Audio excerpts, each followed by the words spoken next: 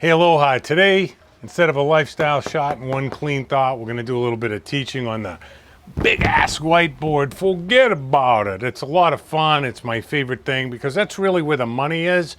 The money isn't in sponsoring people, it's in getting more people sponsoring. I mean, would you rather do sponsor 20 people a month or have 20 people a month sponsoring 2? Or 40 people sponsoring 1? Or 80 sponsoring 1? Well, obviously, what you're really after here is not the nonsense that's out there, how to sponsor 20 or 30 people a month. Well, first of all, you can't do it effectively because you won't be able to put the time in to help those people. And the truth is, you made a promise to them. So what you want to do is understand the real target of the business is to build teams, create teams that can build teams, right? And the key here is without you. Teams that build teams without you. And this doesn't happen unless you can teach people exactly what they need to do. For example, have the eraser on the correct side of the board.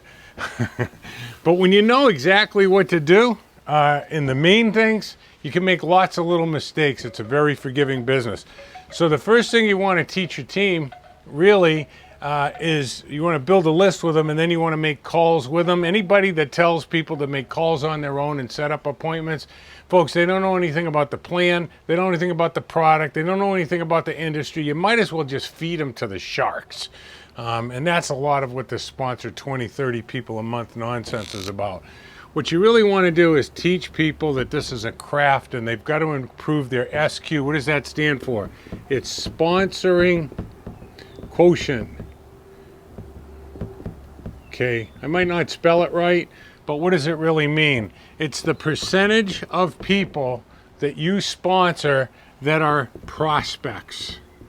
Okay, so let's define this for you. There's really 3 stages. There's a suspect, okay, and that's a name and a number, okay? You can't sponsor them because you haven't talked to them. Then there's the biggest problem in our industry for people that don't know any better, and that is a possibility. That's someone, that's a suspect that you've talked to and they've agreed to look at your business, so they've agreed to look. Okay, and this is where most disappointments in the industry come from. You think people that said they were going to go look are actually prospects, and in fact they're not. They're just possibilities, and most of the time they're just going to tell you they're going to go look to get you off their back or whatever. Then there's what we're really after is a prospect.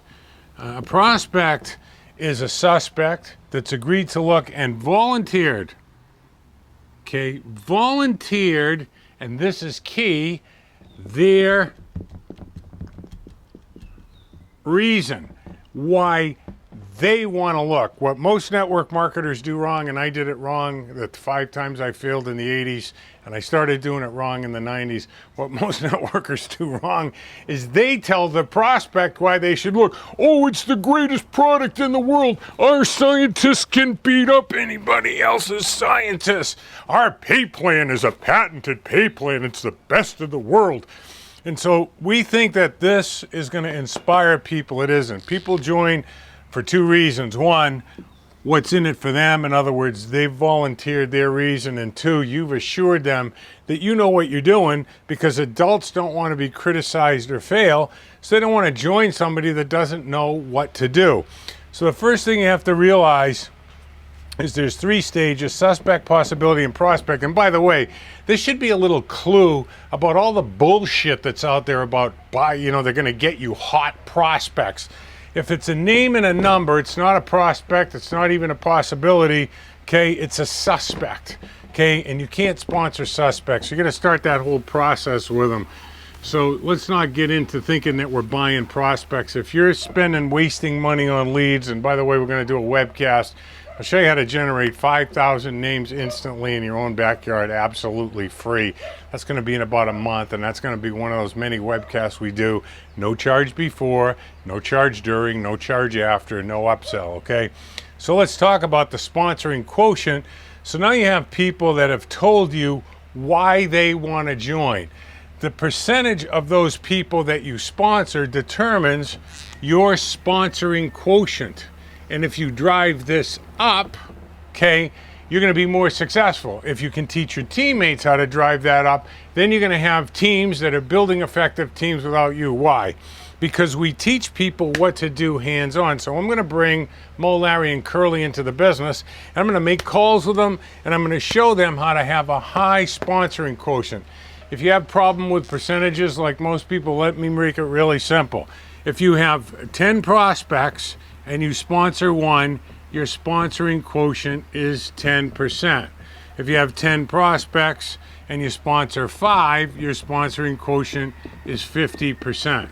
Now, one of the biggest problems and biggest benefits today is the internet. I mean, it's a great thing because it can make some things happen faster, but it's probably been the worst thing that's ever happened in network marketing because people don't understand the dynamic that's missing, okay? And it's really simple. We've been doing this for over 20 years, folks, and charting this.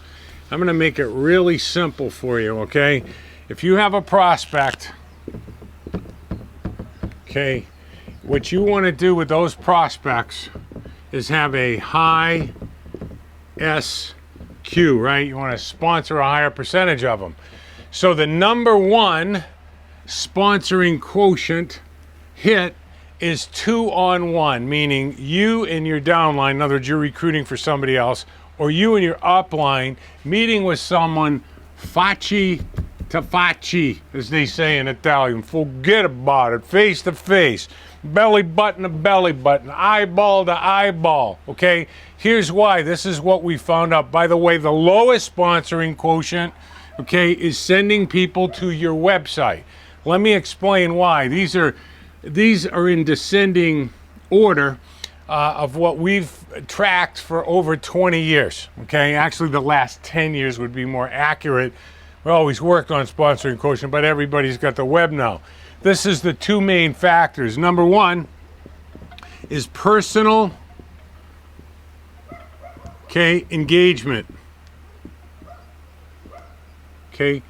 Number two is control over the sequence. Okay. What does that mean?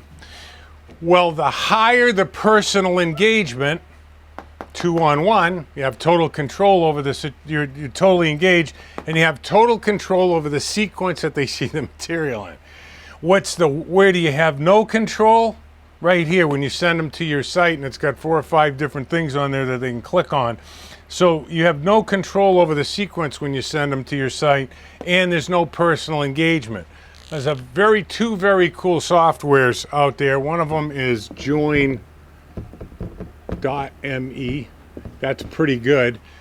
Rather than send someone to a website, you want to set an appointment and you want to bring them to the website so that the personal engagement is high. You're having a dialogue while you're showing them this stuff, and you have control over the sequence that they see things.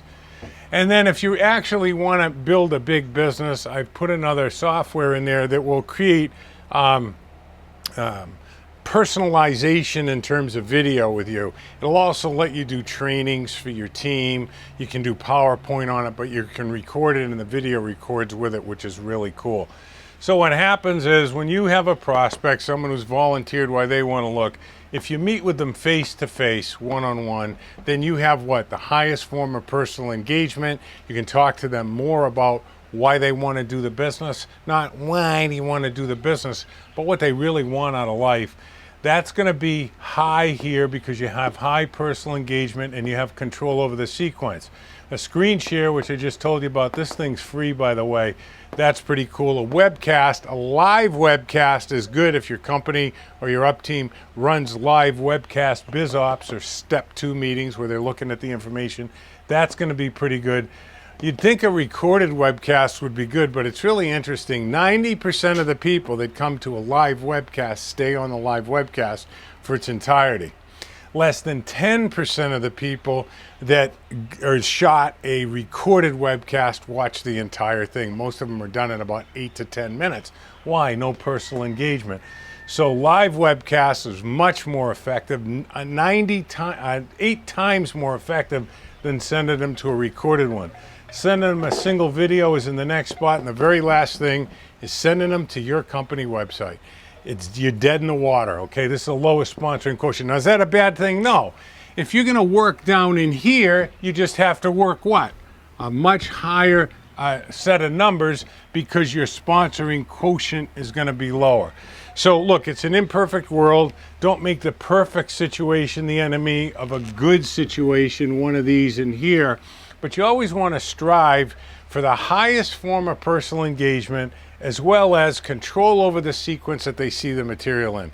If you do that, if you just think about that and you do that, and you learn how to get the prospect to volunteer their reason why they should look, in other words, they present to you why they should look at the business, well, what you're going to have is people with you that you have control over the sequence, high personal engagement, that are ready to buy and ready to join before you show them what you have. That's going to sponsor the highest percentage of people. The lowest percentage, again, is just sending them to a website. This is usually, for most people, they can't get it done because they don't have that many people that they can drive, and then they end up throwing money, good money after bad, by buying leads and thinking that their prospects. I already went over that. Ladies, I won't swear again. The point is, know the difference between a suspect possibility and a prospect. The prospects volunteered their reason, and if you have control over the sequence as well as in high personal engagement, your sponsoring quotient will go up. And I've left you a couple more tips down there about how to learn how to get the prospect to tell you why they should look at the business. Peace be the journey. We'll see you on the beaches of the world.